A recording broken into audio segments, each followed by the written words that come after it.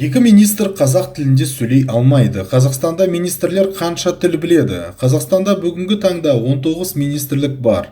Ranking.kz компаниясы қазақ тілін меңгеру бойынша рейтинг дайындаған. Зерттеу нәтижесіне сәйкес екі ведомство басшылары қазақ тілін меңгермеген. Тіл меңгеру бойынша ғылым және жоғары білім министрі Нұрбек Саясат көш бастады. Министр 7 тіл біледі: қазақ, орыс, ағылшын, итальян, түрік, жапон және латын. Екінші орында сыртқы істер министрі Мұхтар Тілеуберді және ұлттық экономика министрі Әлібек Қуантұров бөлісті. Олар 5 тілден біледі екен.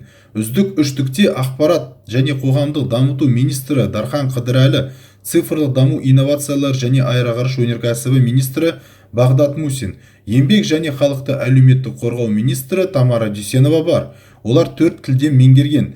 Еңбек министрі Тамара Дүйсенова 4 тілді білгенімен қазақ тілін меңгермеген. Сонымен қатар төтенше жағдайлар министрі Юрий Ильин де қазақ тілін білмейді. 19 министрдің 12-сі ағылшын тілін меңгерген.